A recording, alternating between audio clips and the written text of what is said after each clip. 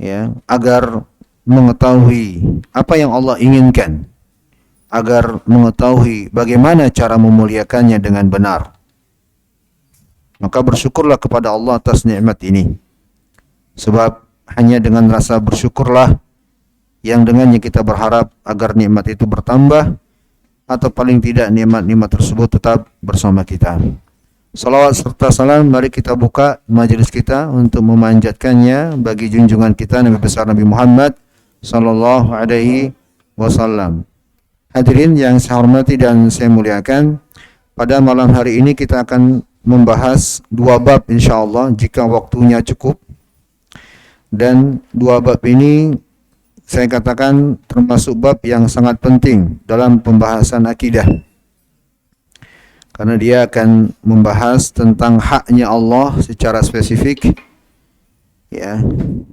Karena juga akan dibahas tentang wajah Allah Subhanahu wa taala. Tentang wajah Allah Subhanahu wa taala. Kita akan jelaskan insyaallah taala pada pertemuan kali ini, mudah-mudahan selesai. Apabila tidak, waktunya kurang, kita akan lanjutkan di pertemuan yang akan datang insyaallah taala. Kita dengarkan dulu pembacaan matanya oleh Al-Akh Aba Nufel. Falyatafaddal ma'juran mashkura.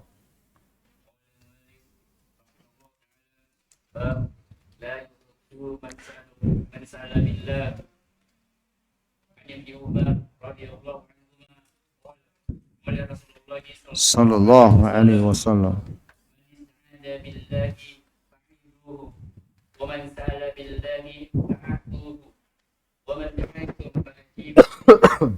ومن صنع إليكم معروفا فكافئوه فإن لم تجدوا ما تكافئونه فادعوا له حتى ترون أنكم قد كافأتموه. قال مالك رحمه الله تعالى رواه أبو داود والنسائي بسند صحيح. Baik, barakallahu fiik, jazakallahu khairan. Berkata penulis kitab Tauhid, yakni Syekh Muhammad An-Najdi rahimahullahu taala, bab pembahasan tentang janganlah menolak orang yang meminta dengan menyebut nama Allah. Penjelasan tentang larangan menolak orang yang meminta dengan menyebut nama Allah. Tapi sebelumnya saya ingin pastikan dulu, suara saya katanya gember ya. Tes. Ini Syamsia kenapa? Ada apa? Hah? Settingan. Katanya suara saya gember. Mungkin bisa diperbaiki, disetting supaya lebih jelas untuk ditangkap oleh teman-teman. Sambil jalan ya, yang lain perhatikan kitabnya. Kata penulis rahimahullah dari Ibnu Umar. Ibnu Umar anaknya siapa? Anaknya siapa Ibnu Umar? Umar bin Khattab radhiyallahu taala anhu. Radhiyallahu anhuma, beliau berkata bahwa Rasulullah sallallahu alaihi wasallam bersabda, barang siapa yang meminta perlindungan ya dengan menyebut nama Allah, maka lindungilah ia. Barang siapa yang meminta dengan menyebut nama Allah, maka penuhilah permintaannya. Barang siapa yang mengundang kalian, maka penuhilah undangannya. Dan barang siapa yang berbuat kebajikan bagi kalian, maka balaslah perbuatan orang tersebut. Jika kalian tidak bisa membalas kebaikannya, maka doakan kebaikan untuknya. Sampai kalian betul-betul menganggap kalian telah bisa membalas kebaikannya. Kata penulis, hadis ini diriwayatkan oleh Imam Abu Daud dan An-Nasai dengan sanad yang sahih. Baik. Ini hadis yang dibawakan oleh penulis rahimahullah dalam bab ini. Cuma satu hadis untuk bab ini. Kita baca penjelasan dari Syekh Shalih Al-Fauzan hafizahullah taala. Kata beliau, kaitan bab ini dengan pembahasan kitab Tauhid. Di dalam hadis ini kata beliau hafizahullah dijelaskan tentang bahwasanya adami i'ta'i man sa'ala billah li'anna fi adami i'ta'i man sa'ala billahi adama i'zamin lillahi wa adama ijlalin lahu wa dhalika yakhillu bitauhid. Karena apabila ada yang menolak, tidak memenuhi permintaan orang yang meminta dengan menyebut nama Allah, itu menunjukkan dia tidak mengagungkan Allah, menunjukkan bahwa tidak memuliakan Allah, dan sikap ini menggugurkan atau merusak tauhid. Baik, ikhwan, akhwat rahimakumullah, sudah dimaklumi bersama bahwa keharusan kita dalam pemuliaan kepada Allah adalah dengan menunjukkannya, betul-betul memperlihatkannya, izhar, memperlihatkan pemuliaan dan pengagungan kita kepada Allah. Dan termasuk pengagungan kita kepada Allah adalah memuliakan namanya bila disebut. Memuliakan namanya bila disebut. Azza wa Jalla. Dan apabila ada yang meminta kepada kita dengan menyebut nama Allah, bila ditolak, maka ini menunjukkan pada dasarnya, pada asalnya, tidak memuliakan nama Allah yang disebut oleh orang tersebut. Maka bila ini yang terjadi, kata para ulama, ini terdapat padanya isa'ah fi haqqillahi ta'ala.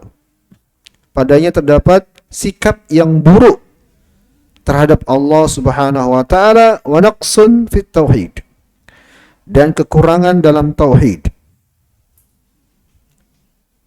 Karena mengagungkan dan memuliakan Allah Subhanahu wa taala itu di antara konsekuensi kesempurnaan tauhid. Iya. Makanya dalam ayat, ikhwan rahimani wa rahimakumullah, sampai-sampai Allah melarang kita untuk mencela sesembahan orang-orang yang menyembah selain Allah. Kenapa? Karena Allah sebut, ya, akan menyebabkan mereka membalasmu sehingga mencela Allah tanpa ilmu. Ya. Larangan ini karena Allah tidak ingin dia dicela. Dan itu terkait dengan ucapan. Itu terkait dengan ucapan. Itu pun Allah larang. Kata beliau, jadi jelas ya, bahwa bab ini termasuk penjelasan tentang pemuliaan kita kepada Allah. Pemuliaan kita kepada Allah dan yang diwujudkan dalam sikap ketika nama Allah disebut jika ada orang yang meminta kepada kita. Asy-Syaikh Hafizahullah menjelaskan beberapa kalimat yang diinginkan dalam hadis. Pertama, man ista'adza billah, barang siapa yang meminta perlindungan ya kepada Allah. Dia ingin berlindung kepada Allah dan dia ingin meminta kalian agar melindunginya. Ya. Melindungi dirinya mungkin dari kejelekan kalian atau kejelekan selain kalian. Fa'idhu, maka lindungilah dia. Atau bisa juga bermakna janganlah ganggu dia. Imna'uhu mimma ista'adha minhu, maka tahan diri kalian ya, dari hal-hal yang bisa mengganggu dirinya atau dari hal-hal yang dia minta berlindung darinya. Dalam rangka, kata Syekh, ta'ziman li ismillah. Itu dilingkari di kalimat akhir ucapan Syekh, ta'ziman li ismillah, dalam rangka mengagungkan nama Allah. Dalam rangka mengagungkan nama Allah. Baik, ikhwan, sebelum saya lanjut, saya tanya, kita kalau menyebut nama Nabi dianjurkan juga untuk ketika mendengarnya. Ya, setiap kita mendengar nama Nabi, kita disebut, kita dianjurkan juga, sangat-sangat dianjurkan. Bahkan sebagian ulama mengatakan wajibnya untuk ikut bersolah. Tapi kalau kita mendengar nama Allah disebut, ada nggak yang kita ucapkan? Ada nggak? Kalau kita mendengar ada orang menyebut nama Allah, ada nggak yang kita sebut? Ada nggak? Saya tanya, ada nggak? Nggak ada. Nggak ada. Sekarang saya tanya, kalau begitu apakah kita lebih memuliakan Rasulullah daripada Allah? Nah, ayo jawab. Apakah itu artinya kita lebih memuliakan Rasulullah daripada Allah? Atau dengan kata lain kita lebih meremehkan Allah daripada Rasulullah? Sehingga kalau menyebut nama Allah kita kok nggak menyebut sesuatu, tapi ketika mendengar nama Nabi disebut kok kita ikut berselawat? Jawab. Hah? Tidak. Tidak apa? Tidak berarti merendahkan Allah. Lalu kenapa kita hanya menyebut salawat juga setiap mendengar nama Nabi disebut, tapi mendengar nama Allah nggak menyebut sesuatu? Apa jawabannya? Aywa barakallahu fikum. Karena kita menyebut salawat setiap mendengar nama Nabi disebut karena Allah perintahkan. Karena Allah perintahkan. Jadi sesungguhnya kita bersalawat setiap mendengar nama Nabi disebut itu memuliakan Allah sesungguhnya. Karena kita menjalankan perintah Allah itu.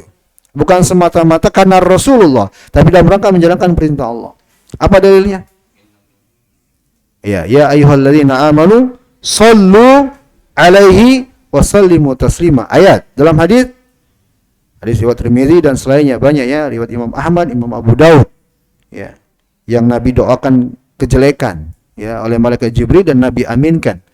Raghiba an fumriin dzukirta indahu wa lam yusalli alaika. Kata malaikat Jibril, celakalah setiap orang yang bila mendengar namamu disebut dan dia tidak mau berselawat. Maka Nabi aminkan. Maka ini dalil ya bahwa kita menyebut nama Nabi mendengar nama Nabi disebut berselawat karena Allah perintahkan. Dan kita menjalankan hal tersebut dalam rangka memuliakan Allah yang pertama kali. Kemudian selanjutnya kata beliau, "Wa man sa'ala billah," barang siapa yang meminta dengan menyebut nama Allah, dia mengatakan aku minta kepadamu demi Allah misalnya. Dengan menyebut nama Allah, fa'atu, maka berilah dia. Kata Syekh, beri apa yang dia minta ya, selagi permintaannya tidak mengandung dosa atau permintaan yang menyebabkan putusnya hubungan silaturahmi. Ya. Itu catatan tambahan. Selagi permintaannya tidak mengandung dosa, maka wajib kita untuk memenuhinya. Baik. Wa man da'akum, dan barang siapa yang mengundang kalian. Ya. Kata Syekh, undangan untuk makan atau selainnya. Maka penuhilah, fa'ajibu, maka penuhilah. Maksudnya penuhilah undangannya. Dan barang siapa yang berbuat sesuatu kepada kalian, maksudnya apa? Kata Syekh, berbuat kebaikan dengan segala bentuknya kepada kalian. Ya. Ma'ruf di sini kata Syekh Shalih Fauzan, perhatikan dan jadikan catatan. Ya, kata beliau adalah ismun jami'un lil khair. Ma'ruf itu adalah istilah yang mencakup segala kebaikan. Perhatikan hadisnya, kalau antum bisa lingkari. Ma'rufan ini isim, saya tanya, nakira atau ma'rifah? Hah? Nakira. Apa itu nakira? Tidak pakai alif lam, al. Sehingga maknanya adalah umum. Ya. Maka ma'ruf di sini mutlak. Segala bentuk kebaikan. Ya, kalau ma'ruf yang datang dalam bentuk umum seperti ini, ikhwan, maka dia dua maknanya. Ma'ruf baik secara syariat, ma'ruf secara urf selama tidak mengandung dosa atau menyelisih syariat. Ingat ini dua. Ma'ruf atau ihsan yang disebutkan dalam syariat secara mutlak, maka dua yang diinginkan dengannya. Kebaikan secara syariat ini yang pertama, yang kedua kebaikan secara urf selagi tidak menyelisihi syariat. Yang pertama kebaikan secara syariat, maksudnya apa? Kebaikan yang sesuai dengan agama. Paham? Kebaikan sesuai dengan tuntunan agama. Yang kedua kebaikan secara urf, maksudnya apa? Kebaikan yang sesuai dengan kebiasaan setempat. Selagi tidak menyelisih syariat, maka termasuk yang diinginkan dalam ayat atau hadis ketika ada kata ma'ruf secara umum. Nakirah. Saya tanya sekarang, kalau kita kebiasaan orang Indonesia berjalan di depan orang tua, biasanya nunduk-nunduk, ya tidak? Agak memunggukkan sedikit kepala dengan mengatakan apa? Permisilah, amitlah, ya, puntenlah. Saya tanya ini kebaikan atau bukan? Kebaikan atau bukan? Kebaikan. Sekarang saya tanya lagi, ini secara syariat diperintahkan tidak? Diperintahkan tidak? Diperintahkan. Ya, diperintahkan. Ya, karena kebaikan berdasarkan urf, selagi tidak menyelisihi syariat. Paham? Sama pembahasannya ketika kita diperintahkan untuk berbakti kepada orang tua. Berbakti kepada orang tua, antum periksa aja Al-Quran dari awal sampai akhir, semuanya datang dalam bentuk nakirah, umum. Wabil walidaini ihsana. Ihsan dalam bentuk nakirah, umum. Berbuat baik kepada orang tua. Bentuknya apa Ustaz? Tidak ada batasan. Semua kebaikan secara syariat atau semua kebaikan berdasarkan urf. Kalau kita berada di suatu tempat, cium tangan orang tua, dianggap baik, maka itu termasuk yang diperintahkan oleh syariat. Ustaz, nggak ada dalilnya. Itu adalah perkara urf yang tidak menyelisih syariat dan ayat bersifat umum, maka masuk dalam perkara tersebut. Bisa dipahami? Bisa dipahami, ikhwan? Ya. Makanya datang dalam bentuk umum. Itulah faidah ayat atau hadis ketika datang dalam bentuk nakira, bersifat umum. Jangan mentang-mentang, Ustaz, nggak ada dalilnya, saya nggak mau cium tangan orang tua. Ya. Justru kamu menyelisihi dalil. Sebab dalil datang dalam bentuk umum. Maka makna kalimat umum dalam syariat, ya, itu ada kaidahnya. Ya. Apa-apa yang tidak dibatasi oleh syariat, maka kembalinya kepada urf. Kembali kepada kebiasaan setempat selagi tidak menyelisih syariat. Kalimat ini juga diperhatikan selagi tidak menyelisih syariat, supaya tidak terlalu bebas. Bisa dipahami? Sebagian orang menganggap kalau datang tamu disuguhi dengan minuman khamar, itu baik bagi mereka. Sebagian tempat itu ada kebiasaan. Sekarang saya tanya, kebaikan tidak ini? Tapi kebiasaan. Kebiasaan setempat ini. Tapi menyelisihi syariat. Baik. Fakafi'u, siapapun yang berbuat kebaikan kepada kalian. Perhatikan ya, hadisnya bersifat umum. Siapapun yang berbuat kebaikan kepada kalian, maka kebaikan di sini kalau kita pahami semua bentuk kebaikan. Dan terlalu banyak itu kebaikan orang kepada kita. Banyak enggak? Banyak enggak? Terlalu banyak. Tapi lihat di sini Nabi perintahkan, fakafi'u, balas. Balas. Ya, bersamaan banyaknya kebaikan orang kepada kita, sedikitnya balasan kita kepada mereka. Ya. Ai ala ihsanihi bimithlihi aw khairi minhu. Ini seperti yang pernah saya jelaskan tentang syarat rukun syukur.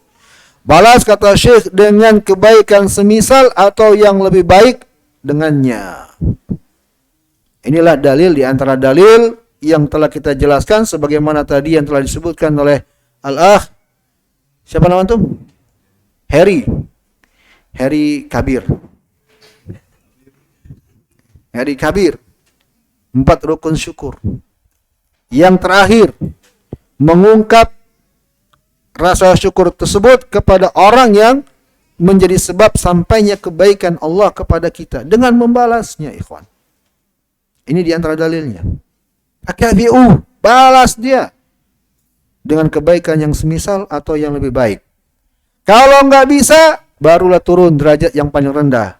Nggak bisa balas, maka doakan dia ya dengan doa kebaikan.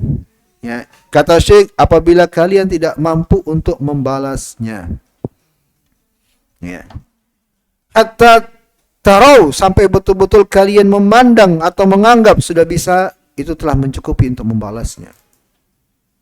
Kalau kita mengerti tuntunan syariat seperti ini, ikhwan, insyaallah ta'ala perbuatan yang tidak diinginkan kepada orang lain itu bisa diminimalisir. Antum kepada orang tua misalnya, ya, untuk berbuat tidak yang dengan perbuatan yang tidak diinginkan kepada orang tua, kalau mengingat hal ini mungkin bisa tertahan. Karena betapa banyaknya kebaikan orang tua kepada kita. Para istri misalnya, ya, dengan mengerti pembahasan ini bisa menahan diri, ya, untuk melakukan sesuatu yang tidak diinginkan. Dan juga sebaliknya suami kepada istrinya dan seterusnya. mengerti pembahasan ini, insyaallah ta'ala bisa membantu kita untuk bisa lebih menjaga diri, ya, dan senantiasa menjaga hubungan baik. Karena terlalu banyak kebaikan orang kepada kita. Ya enggak, ikhwan? Ya tidak? Ya, enggak usah ingkari hal tersebut. Bahkan sampainya kita di tempat ini juga mungkin ada andil orang luar di sana. Ya. Baik.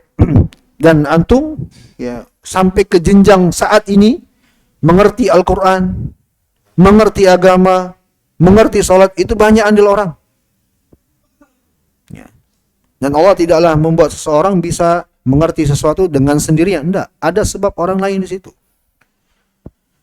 Nabi katakan fakafi'u, balas. Kalau enggak mampu membalas, maka doakan kebaikan untuknya. Fad'ulah, kata Syekh Shalih Al-Fauzan, ay fabalighu fi du'a lahu juhdakum. Lihat kalimat ini, garis bawahi kalian.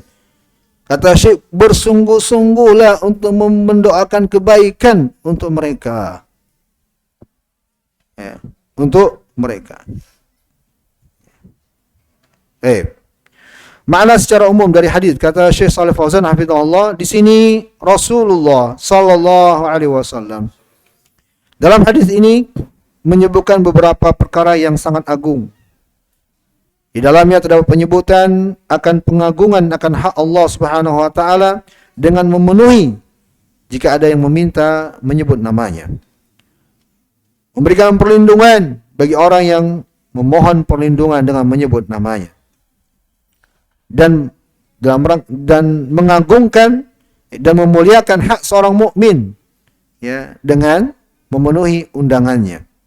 Dan juga penyebutan tentang membalas kebaikan orang lain dengan yang serupa atau yang lebih baik bila mampu, dan bila tidak mampu hendaknya, ya, membalasnya dengan mendoakan kepada Allah agar diberikan kebaikan untuknya. Hadirin ikhwan wal akhwat rahimani wa rahimakumullah. Di sini penjelasan pada sisi kita yang diminta. Kita yang diminta. Ya, kalau ada orang yang meminta kepada kita begini-begini dan seterusnya dari hadis, itu dari sisi kitanya. Ya. Artinya penjelasan ini beda lagi masalahnya dari sisi orang yang meminta. Itu lain permasalahan. Pembahasannya beda. Ya, untuk dari sisi orang yang meminta, ayo ikhwah rahimani wa rahimakumullah, ya, ketahuilah bahwa dalam syariat kita meminta pada asalnya itu adalah perbuatan yang tercela, haram. Pada asalnya tidak dibenarkan untuk meminta kepada pihak lain, ya, kepada makhluk, kecuali jika memang benar-benar dibutuhkan. Apalagi sampai mengemis, meminta-minta. Ini betul-betul perbuatan yang tercela dalam agama kita. Ya. Antum separah apapun keadaan antum, jauhkan dari mengemis. Mengemis apakah dengan lisanul maqal atau lisanul hal? Paham ini? Lisanul maqal maksudnya dengan yang diucapkan. Lisanul hal maksudnya isyarat. Ya, mengesankan, terlihat, jauhkan. Ya, karena perbuatan mengemis, Rasulullah sallallahu alaihi wasallam dalam hadis yang diriwayatkan Imam Muslim dari Qabisa ibn Mukharrik al-Hilal hanya membolehkannya pada 3 keadaan. Hanya membolehkannya pada 3 keadaan. Kata Nabi alaihi salatu wasallam, "Ya Qabisah, innal mas'alata la tahillu illa li ahadi thalatha." Wahai Qabisah, mengemis itu tidak halal, kata Nabi. Kalau tidak halal artinya apa? Haram. Kecuali untuk 3 orang. Salah satu dari 3 orang. Yang pertama kata Nabi SAW, rajulun tahammala hamalatan fahallat lahul mas'alah hatta yusibaha thumma yumsik summa yumsik. Yang pertama, orang yang dia menanggung hutang orang lain dan telah berada dalam kesusahan untuk memenuhinya, maka dia boleh meminta-minta agar bisa melunasi hutangnya. Yang kedua, warajulun asabathu jaihah ijtahat malahu fahallat lahul mas'alah hatta yusiba qiwaman min 'ish atau qala sidadan min 'ish. Yang kedua, orang yang ditimpa musibah sehingga membinasakan harta bendanya, maka boleh dia meminta sampai dia sekiranya bisa mendapatkan penopang hidup. Itu pun Nabi beri batasan. Ya, tidak selamanya. Ya, sampai sekiranya dia bisa mendapatkan sesuatu yang dengannya dia bisa hidup. Bukan menjadi profesi. Ya. Mentang-mentang kena musibah menjadi profesi. Ya, mata pencaharian. Yang ketiga, kata Nabi alaihi salatu wasallam, wa rajulun asabatu faqah hatta yaquma thalathah min dhawil hijaj min qaumihi laqad asabat fulanan faqatun fahalat lahul mas'alah. Orang yang ketiga, seseorang yang ditimpa atau mengalami kesengsaraan hidup, betul-betul mengalami kesengsaraan hidup sampai ada 3 orang yang berakal dari kaumnya mempersaksikan keadaannya. Ini juga harus ada syarat. Ya, artinya ada orang yang mengakui betul-betul dia susah hidupnya. 3 orang. Ya, maka boleh bagi dia untuk mengemis, meminta-minta sampai terpenuhi sekiranya kehidupannya. Ya, para saksi mengatakan bahwa si fulan benar-benar telah tertimpa kesengsaraan. Ya, ini hadis, ikhwan. Maka dari sisi orang yang meminta tidak boleh bergampang-gampangan. Apalagi di zaman ini, hampir di setiap lampu merah. Ya, badannya sehat, anaknya sehat, menadahkan kedua tangannya, mengemis ke setiap kendaraan yang ada berhenti di sana lampu merah. Semoga Allah memberikan hidayah kepada kita dan kepada mereka. Gak boleh ini, ikhwan. Ya, dan kita sendiri berusahalah dengan senantiasa minta tolong kepada Allah agar tidak diuji dengan mengemis. Ya.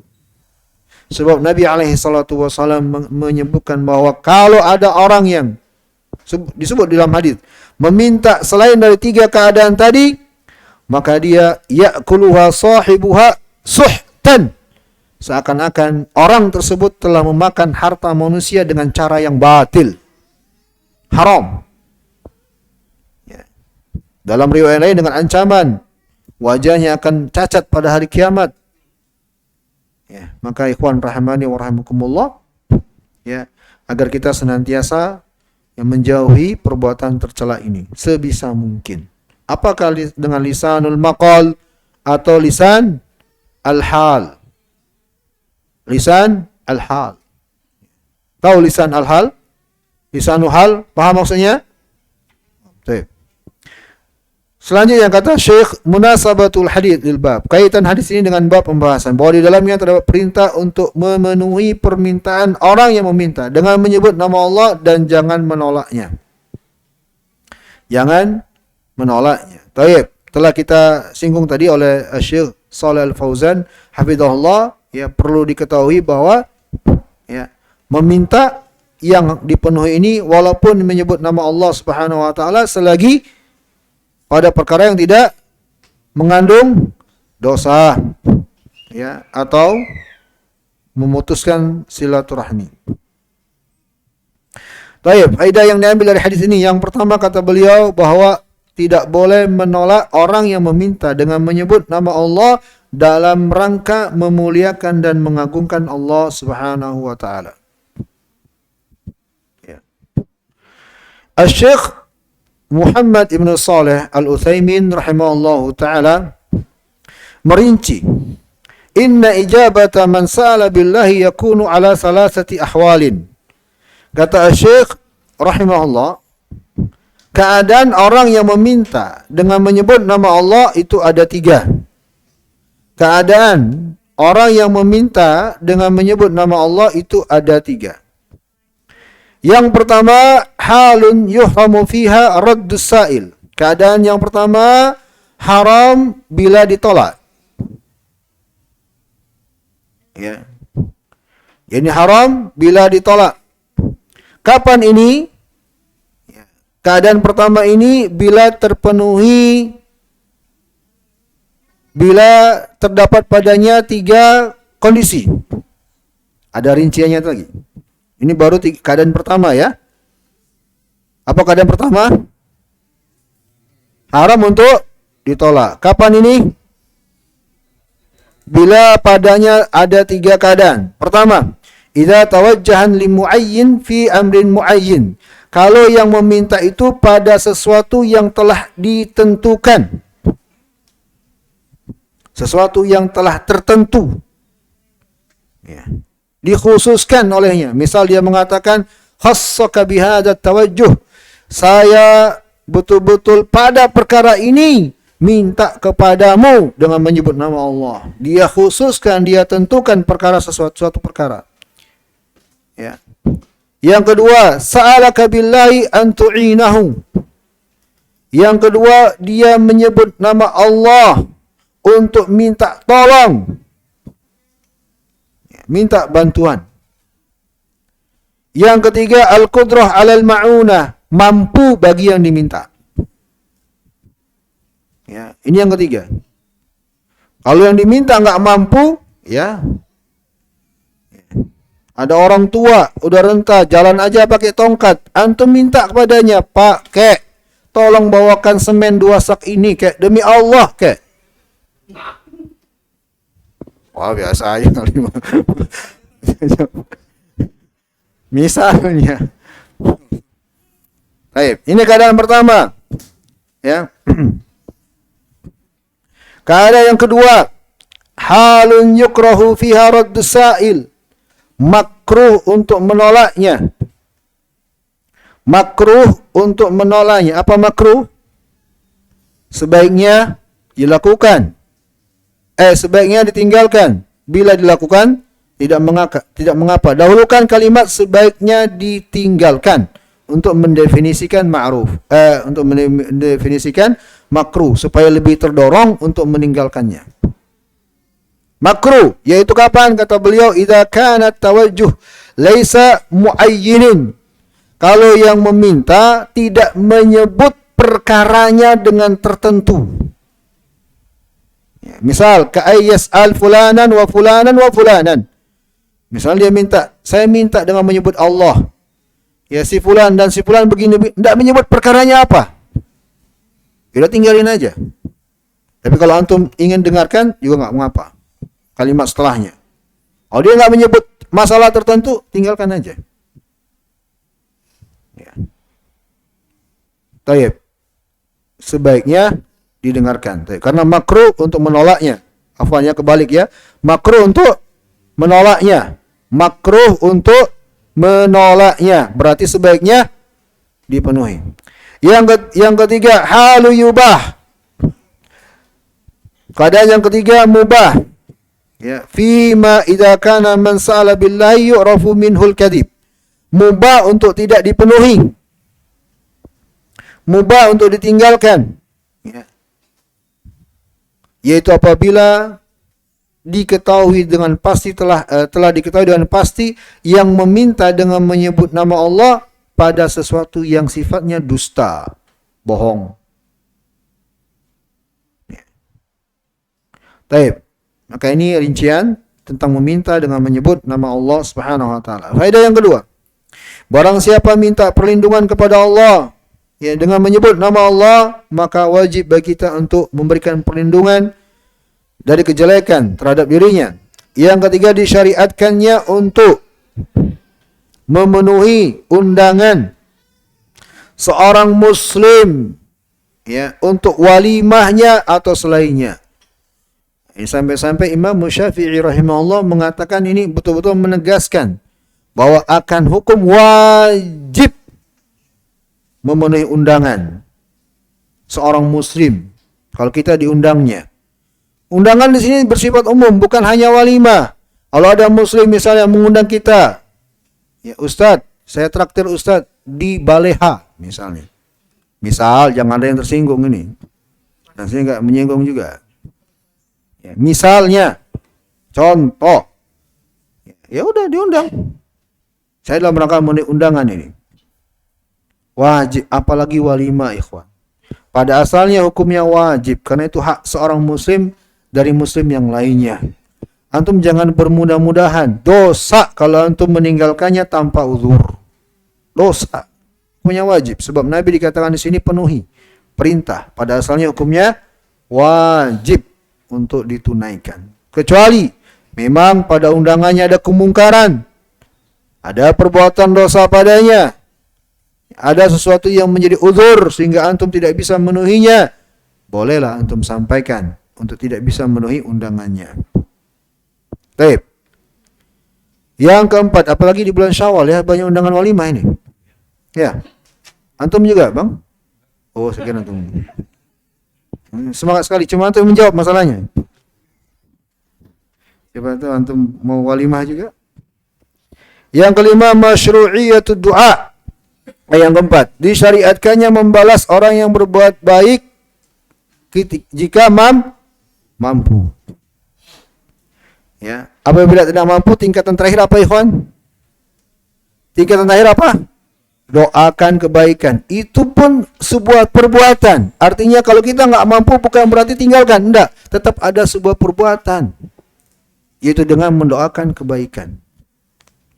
Dalam hadis yang lain, ya Rasulullah sallallahu alaihi wasallam bersabda, Man suni'a ilaihi ma'ruf faqala li fa'ilihi jazakallahu khairan faqad ablagh fi sana'.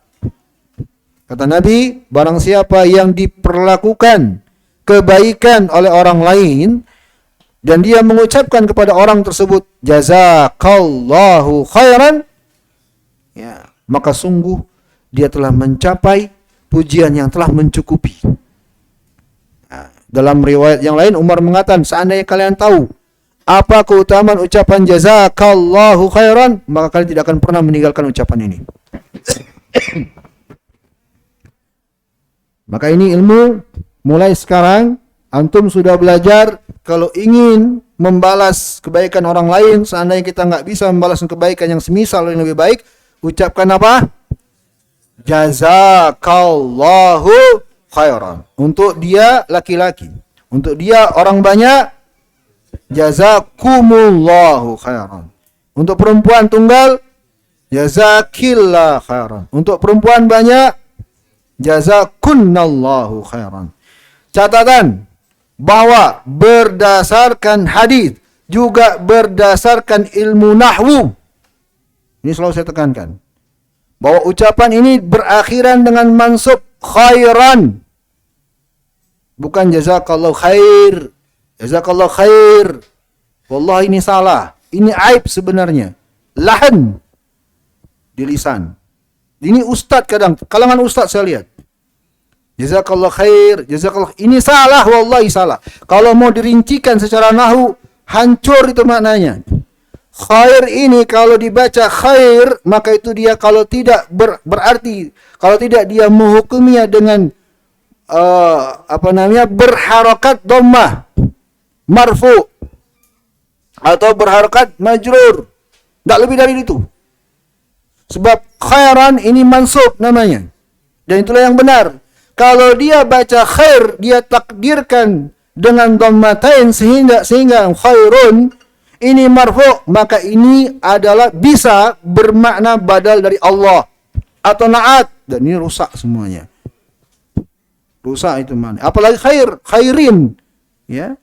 Sebab khair ya harakat yang tidak dibaca itu cuma pada marfu atau majrur saja. Kalau dia mansub pasti dibaca khairan atau khaira. Boleh. Khairan atau khaira itu pasti mansub.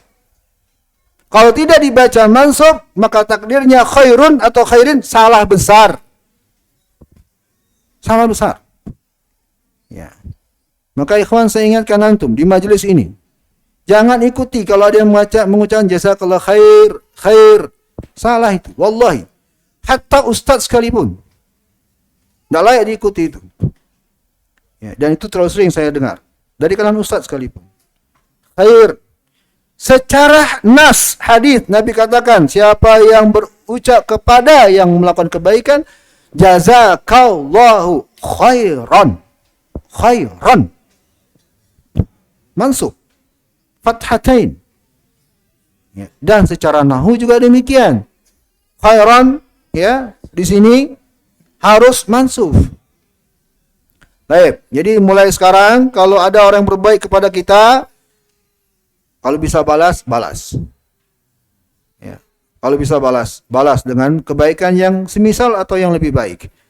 Kalau tidak, jazakallahu khairan masjirin.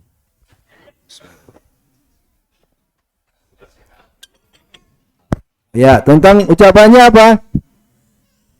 Dalam hadis, wa antum fajazakallahu khairan. Tambah kalimat antum aja. Wa antum fajazakallahu khairan. Yang kelima, kita kembali kitab, disyariatkannya mendoakan kebaikan untuk orang yang telah berbuat baik ketika kita tidak mampu untuk membalasnya. Baik, lanjut bab setelahnya. Iqra.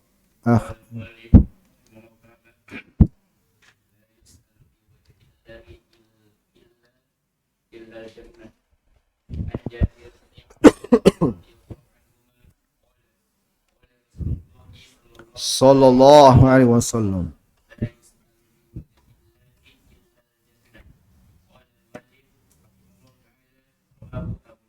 Baik, barakallahu fiik. Jazakallahu khairan. Bab ini kita teruskan karena masih ada hubungan dengan bab sebelumnya. Ya, tetapi kalau diperhatikan ada perbedaan serupa tapi tak sama antara umum dan khusus aja sih. Kalau bab sebelumnya bersifat umum, bab ini bersifat khusus. Ya. Ini perhatikan ya, untuk antum yang ingin tafaqquh, mendalami kitab, ini termasuk fahamul kitab. Memahami kitab yang harus antum tahu. Kalau ingin mendalami kitab, kalau antum suatu saat mungkin mengajar kitab, ini termasuk wawasan yang antum harus tahu. Kenapa Syekh mendatangkan bab ini? Ini maksudnya ini. Kenapa Syekh mendatangkan bab ini? Ini maksudnya ini. Ya. Layak untuk diketahui. Baik, kata beliau, kata Syekh Muhammad An-Najdi rahimahullah, penulis kitab Tauhid, bab tentang larangan meminta, ya, dengan menyebut wajah Allah kecuali surga. Larangan meminta dengan menyebut wajah Allah kecuali surga. Kata beliau dari Jabir bin Abdullah radhiyallahu anhuma. Kenapa disebut radhiyallahu anhuma? Kamu kenapa radhiyallahu anhuma doanya? Ya, kenapa dua orang? Siapa rupanya dua orang itu? Jabir dan Abdullah. Abdullah ini siapanya? Ya bapaknya lah, masa bin kalian bingung? Kalian tahu bin itu cuma di pernikahan aja kayaknya nih. Si fulan bin ini dinikahkan dengan si fulana bintu fulan. Itu aja yang kalian tahu kayaknya. Baik. Beliau dan bapaknya adalah sahabat Abdullah bin Haram. Utamanya luar biasa ya, ayah beliau lah yang minta dihidupkan lagi agar mati dalam keadaan syahid kepada Allah. Radhiyallahu anhuma, beliau berkata, Rasulullah sallallahu alaihi wasallam bersabda, janganlah ada permintaan dengan menyebut wajah Allah kecuali surga. Kata beliau, hadis ini diriwayatkan oleh Imam Abu Daud. Ikhwan rahimani wa rahimakumullah, sebelum saya masuk ke penjelasan untuk bab ini, ya, Syekh rahimahullahu taala membawakan sebuah hadis untuk bab ini. Dan hadis yang telah kita bacakan diriwayatkan oleh Imam Abu Daud dan bisa dilihat di bawah, ada di Sunan Abu Daud nomor 1671. Tambahkan catatan bahwa hadis ini diperselisihkan kesahihannya. Diperselisihkan kesahihannya oleh para ulama ahli hadis. Al-Syekh Al-Albani rahimahullah dalam Dhaif Abi Daud mengatakan isnaduhu dhaif. Sebab di dalam periwayatannya ada rawi yang bernama Sulaiman ibnu Qarmi ibnu Mu'ad. Beliau ini dilemahkan oleh jumhur muhaddithin dan hifz, su'u hifzihi, karena jeleknya hafalannya. Dan sebelum beliau, bahkan sebelum Syekh Al-Albani rahimahullah, hadis ini juga dilemahkan oleh Al-Imam Abdul Haq, Imam Ibn Al-Qattan dalam Al-Faid Al-Qadir, dan Imam Al-Munawi dalam Al-Faid Al-Qadir. Imam Al-Munawi dalam At-Taisir juga melemahkannya. Hadis ini diperselisihkan kesahihannya. Akan tetapi, tambahkan catatan, hadis ini memiliki penguat. Ada syahid dari riwayat lain, penguat dari riwayat lain tentang larangan meminta dengan menyebut wajah Allah Subhanahu wa taala. Hadis Abu Musa radhiyallahu taala anhu yang diriwayatkan oleh Imam At-Tabrani dan dihasankan oleh Iraqi, dan juga oleh Imam Al-Munawi, bahwa Nabi besar Muhammad sallallahu alaihi wasallam bersabda, mal'unun man sa'ala biwajhillah, mal'unun man sa'ala biwajhillah, thumma man mana'a sa'ilahu ma lam yas'al hajra. Terlaknatlah orang yang meminta dengan menyebut wajah Allah. Terlaknatlah orang yang meminta dengan menyebut wajah Allah, lalu dia menahan diri tidak memenuhi orang yang meminta selagi permintaannya tidak terkait dengan hajar. Maka hadis ini penguat hadis tersebut, sehingga sebagian ulama mendatangkan hadis yang dibawakan oleh penulis kitab Tauhid sebagai hanya sekedar pendukung. Sekedar pendukung. Makanya Syekh Ibnu Utsaimin rahimahullah mengatakan bahwa hadis ini memang dilemahkan oleh sebagian ulama, lakin akan tetapi kandungan hadis ini terkait dengan adab kita kepada Allah Subhanahu wa taala, untuk kita perhatikan bersama, karena memang ada penguat dari riwayat yang lain. Baik, sudah ya, paham ya? Ini wawasan yang antum layak ketahui. Jadi tidak juga serta-merta langsung mempertanyakan ini apa-apaan. Kitab Tauhid ada hadis dhaifnya. Ikhwan rahimani wa rahimakumullah, para ulama yang memang telah diakui sebagai ulama enggak mungkin bermudah-mudahan dengan hadis dhaif. Itu mustahil bagi mereka. Kalau memang yang telah diakui oleh para ulama sebagai seorang ulama. Kitab Tauhid adalah kitab yang mulia. Sudah diterima di berbagai negeri dan berbagai masa. Dan telah lewat berbagai penelitian. Syarah kitab Tauhid itu sangat banyak. Sangat-sangat banyak. Sangat banyak. Luar biasa banyaknya. Ini diantara tanda-tanda keberkahan dari Allah akan kitab ini. Tidak mungkin yang seperti ini dilewatkan begitu saja, dibiarkan begitu saja tanpa ada pelurusan dari para ulama. Maka ini pelurusannya, bahwa hadis ini lemah secara periwayatan karena ada apa?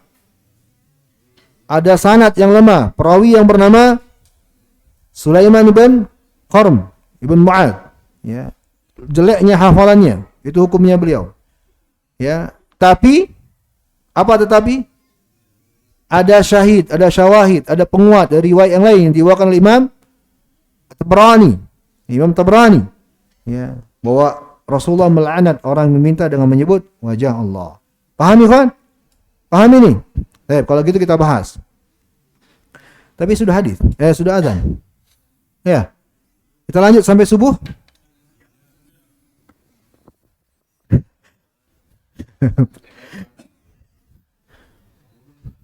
Hah? Saya nggak siap dulu.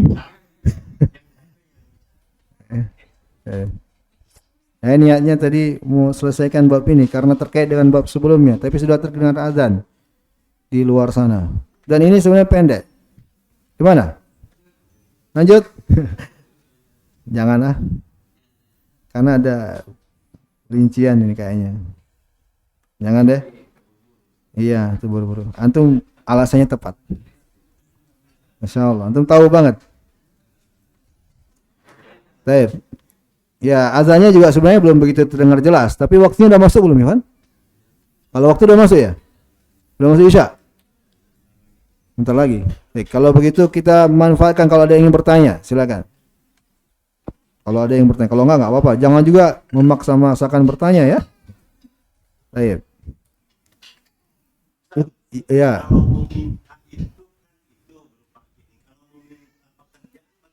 Kalau itu nggak jelas kalimat. Kalau minta itu kan itu apa?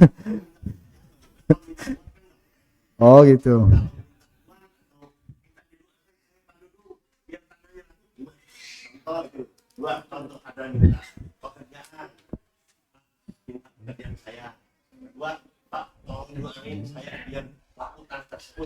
Ya, kalau permintaan yang diinginkan pada umumnya adalah terkait dengan urusan dunia. Itu yang diinginkan. Kalau permintaan dengan bentuk minta doa, itu lain pembahasan Pak Dudung. Nggak masuk dalam pembahasan ini. Minta doa kepada orang lain itu dibolehkan dengan syarat-syaratnya, dengan catatan kepada orang yang memang diketahui kesalehannya dan juga tidak keseringan, tidak menjadi kebiasaan dan tidak ada ketergantungan hati. Nabi pernah nyuruh memang ya agar sahabat seperti Umar ya menunggu datangnya siapa? Uwais Al-Qarni untuk minta doanya. Ya, dan sahabat juga minta doa kepada Nabi. Ya, maka minta doa itu lain hal, lain pembahasan Pak Dudung. Jadi silakan aja, tapi perhatikan ya, minta doa kepada orang lain itu ada beberapa syarat. Yang pertama, orangnya yang kita tuju ini betul-betul diyakini ketakwaan dan kesalehannya. Ya, kalau dia bukan termasuk orang yang bertakwa, apalagi orang yang bersoleh, nah ini satu permasalahan aja, kita sanggup nggak untuk memastikan orang itu soleh? Dari mana kita tahunya dia soleh? Sejauh ini aja udah bisa menghalangi kita, akhirnya nggak sembarangan minta doa itu, ya kan? Yang kedua, tidak menjadi kebiasaan. Dikit-dikit minta doa, dikit minta doa, habis taklim minta doa, habis lain cium tangannya minta doa lagi, habis selawatan minta doa, ketemu dikit minta doa, ketemu dikit minta doa. Kalau kebiasaan seperti ini, maka terjadi yang ketiga. Sebagai syaratnya yaitu tidak ada ketergantungan hati kepada yang diminta. Kalau keseringan pasti terjadi. Itu sudah menjadi bukti bahwa yang meminta ada ketergantungan kepada yang dia minta. Itu bukti dia selalu minta. Ketergantungan hati kepada selain ini menyebabkan ada ketergantungan hati kepada selain Allah Subhanahu wa taala dan itu termasuk kesyirikan. Ya. Man ta'allaqa syai'an wukkila ilaihi, kata Nabi. Barang siapa yang bergantung hatinya kepada sesuatu, maka Allah akan timpakan dia betul-betul bergantung kepada sesuatu itu. Celaka itu. Dia dikit-dikit akan teringat gurunya, dia dikit-dikit teringat dengan orang tersebut. Nah, itu sudah termasuk azab itu, bukan mengingat Allah lagi. Itu azab sudah. Jangan kira azab itu hanya bentuknya malapetaka. Ketika kita diputus oleh Allah Jalla wa Ala, mengingat Allah itu sudah azab. Itu sudah adab yang hendaknya kita beristighfar kepada Allah Subhanahu wa taala atas kesalahan kita. Kalau yang diinginkan pertama kali dalam masalah ini adalah permintaan terkait dengan urusan dunia. Minta uang, minta pekerjaan, minta dan seterusnya dari hal-hal keduniawian yang sebenarnya dia tidak butuh banget. Enggak darurat. Paham Pak Dudung? Paham Pak Dudung? Baik. Ada lagi yang lain? Tidak ada? Ya.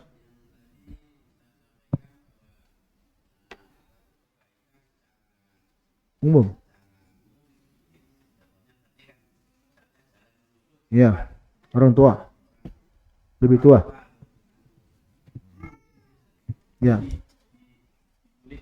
Ya.